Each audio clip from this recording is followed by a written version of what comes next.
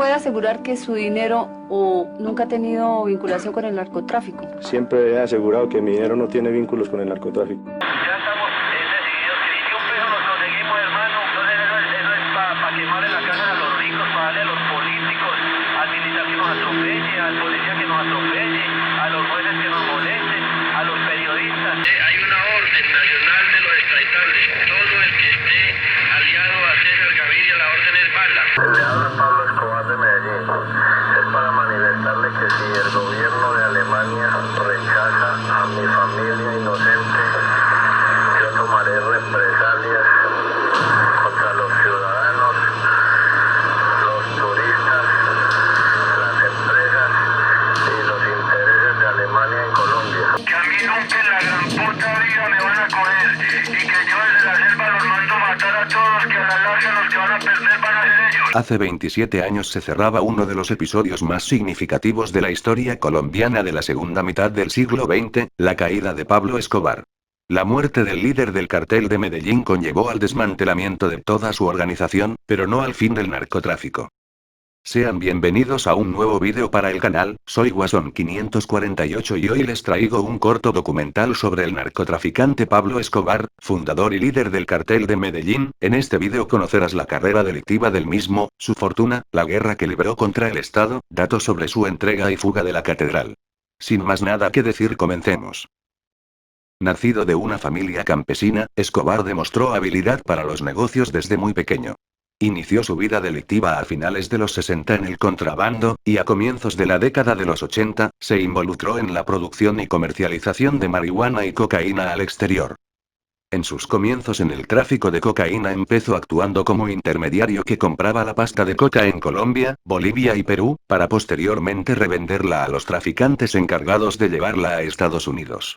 En la década de 1970 se convirtió en una pieza clave del tráfico internacional de cocaína tras formar alianzas con Gonzalo Rodríguez Gacha, Carlos Leder y Jorge Luis Ochoa. Escobar fundó el Cartel de Medellín, organización que se hizo con el control de pistas, rutas, laboratorios y monopolizó el negocio de la cocaína desde su producción hasta su consumo, controlando más del 80% de la producción mundial de dicha droga y en total del mercado ilícito de la misma en Estados Unidos. Logrando así formar su imperio criminal, convirtiéndolo en el hombre más poderoso de la mafia colombiana, acumulando una inmensa fortuna, que rondó la cifra de entre 25.000 a 30.000 millones de dólares, consagrándolo así como uno de los hombres más ricos del mundo según la revista Forbes durante 7 años consecutivos. Posteriormente llegaría a ser catalogado como el 7º hombre más rico del mundo según la revista Forbes, cosa que su hijo negaría años después. Fue dueño de una de las haciendas más extensas de Colombia, llamada Hacienda Nápoles, que se convirtió en su centro de operaciones. Pablo Escobar estaba entre los multimillonarios del mundo por su inmensa fortuna invertida en edificios, viviendas, automóviles y haciendas. En la Hacienda Nápoles reunió más de 200 especies de animales exóticos para la región, como hipopótamos, jirafas, elefantes, cebras y avestruces, todos introducidos en el país como fruto del soborno a las autoridades aduaneras, lo que no impidió la difusión televisiva del inmueble en un reportaje. Era aficionado a los automóviles lujosos y, después del atentado perpetrado por sus enemigos del cartel de Cali, se encontraron más de 40 autos deportivos en el aparcamiento del edificio Mónaco en Medellín, donde vivía parte de su familia. Es difícil calcular la totalidad de sus bienes raíces como edificios, oficinas, fincas, locales comerciales y casas, pero algunos datos hablan de más de 500 predios de su propiedad. También poseía helicópteros, motocicletas, lanchas y varias avionetas para transportar la droga a través de la difícil geografía colombiana. De acuerdo con documentos de la DEA, el cartel de Medellín fundó en 1981 el grupo Muerte a Secuestradores como respuesta a los secuestros y acciones guerrilleras en su contra. Este grupo está relacionado también, tras la muerte de Pablo Escobar, con Carlos Castaño y su hermano Fidel, conocidos comandantes paramilitares. Pablo Escobar, para excusar su inmensurable capital, a comienzos de los 80 trató de pulir su imagen a través de la realización de obras de caridad para los desprotegidos y con una breve incursión en la política, ocupando un escaño como representante a la Cámara en el Congreso Nacional en 1982.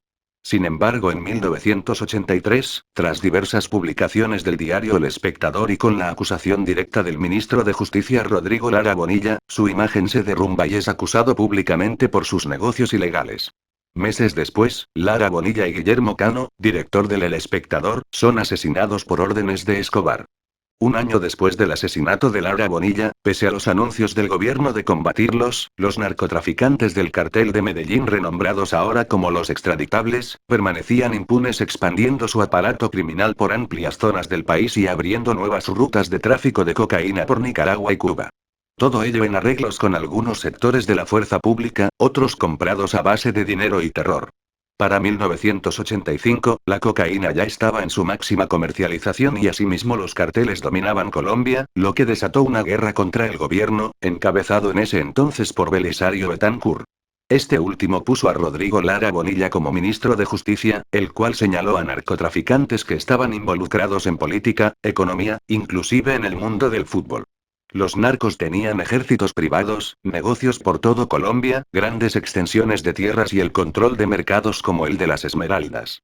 Más adelante, Lara desmantelaría el laboratorio de cocaína más grande del cartel de Medellín, Tranquilandia, en el cual decomisarían 14 toneladas de cocaína y 30 aviones del mismo grupo. La guerra de los narcos contra el gobierno se tornó violenta y sádica. Tras el asesinato de Lara Bonilla en abril de 1984, Betancur se dispuso a aplicar el tratado de extradición de narcotraficantes a Estados Unidos. Tras sendos intentos de negociación y múltiples secuestros y asesinatos selectivos de jueces y funcionarios públicos, en 1989, el cartel de Medellín con Escobar al mando declaró la guerra total contra el Estado. Organizó y financió una extensa red de sicarios, fieles a su mando, que asesinó a personalidades clave para la institucionalidad nacional, como el dirigente liberal Luis Carlos Galán, y perpetró actos terroristas indiscriminados con el empleo de coches bomba en las principales ciudades del país que desestabilizaron al mismo, puso a las autoridades terrorillas, y que lo convirtió en el criminal más buscado a comienzos de los años 90. Fue responsable del asesinato de 657 policías entre 1989 y 1993, y de feroces enfrentamientos contra el cartel de Cali, los paramilitares del Magdalena Medio y finalmente los Pepes. Después de la consumación de la Asamblea Nacional Constituyente en 1991, que le dio a Colombia una nueva constitución y la prohibición de la extradición de nacionales a Estados Unidos, Escobar decidió someterse a la justicia con la condición de ser recluido en la Catedral, una cárcel ubicada en sus terrenos. A principios de julio de 1992, Escobar se había convertido en un extorsionista de alto rango. Dejó de exportar cocaína y empezó a cobrar elevadas sumas de dinero a los demás narcotraficantes. Sospechando de sus más cercanos aliados Galeano y Moncada, pretextando que estos le ocultaban $20 millones, Escobar ordena la ejecución de ambos. La posterior purga entre los más cercanos a ambos capos y entre sus familiares dejó unos 50 muertos. Tras demostrarse que aún seguía delinquiendo tras las rejas, el gobierno quiso capturarlo, por lo cual Escobar se dio a la fuga, saliendo fácilmente por la parte trasera de la prisión, lo que significó uno de los episodios más vergonzosos para la autoridad penitenciaria del país. Esta vez la situación había cambiado bruscamente para el cartel, la muerte de Galeano y Moncada generó una fractura al interior de la organización. Diego Murillo Bejarano Domberna, jefe de seguridad de los capos asesinados, y los hermanos Castaño, se alinearon con los narcos del Valle en una amplia alianza contra Escobar, que incluía a oficiales corruptos del bloque de búsqueda y varios de sus antiguos socios. Con la información que pudieron suministrar a las autoridades se asestaron durísimos golpes a las redes del patrón. Pese a la dura arremetida de los terroristas, las autoridades asesinaron hasta marzo de 1993 a 100 sicarios y 10 jefes militares del cartel, entre los que se contaban Mario Castaño Molina alias El Chopo, Hernán Darío Henao alias HH y John Edison Rivera alias El Palomo, todos hombres de confianza de Escobar. También fueron apresados 1.900 sospechosos de pertenecer a la organización, y se rindieron 18 altos mandos de su ala militar. Esto sumado a la derrota por bandas rivales de sus grupos de gatilleros, en una guerra que dejó 300 muertos, terminó por debilitar decisivamente al grupo de Medellín, que en 8 meses perdió el 80% de su capacidad bélica.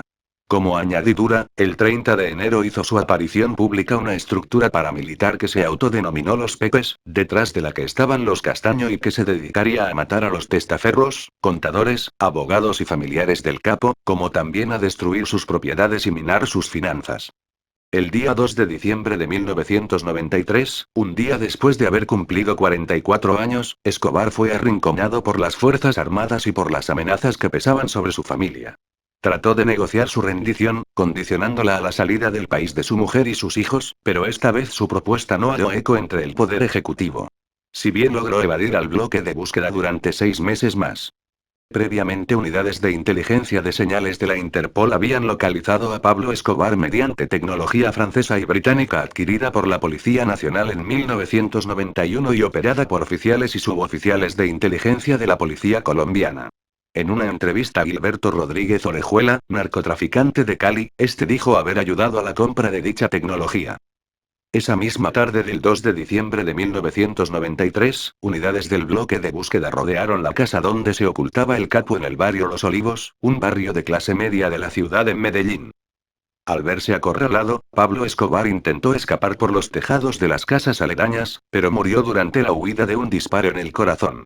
La muerte de Escobar generó distintas reacciones, su familia y sus protegidos lloraron su muerte, y a su entierro asistieron miles de personas, en su mayoría de los barrios pobres de Medellín. Pero la prensa y el gobierno lo consideraron un triunfo en la lucha contra las drogas y el principio del fin del tráfico de estupefacientes, lo que no ha sucedido hasta la fecha. Hoy en día guerrilleros, paramilitares y los cárteles de México se disputan el negocio del narcotráfico. Aunque inmediatamente a su abatimiento, los carteles de Cali y Norte del Valle tuvieron control del narcotráfico hasta sus respectivas disoluciones. Espero que te haya gustado este corto documental sobre el narcotraficante Pablo Escobar. Si es así, apóyame con ese gran like, comparte el vídeo con tus amigos, te invito a que te suscribas para enseñarte mis contenidos y activa la campanita para que no te pierdas ningún vídeo. Sin más nada que agregar, me despido, hasta la próxima.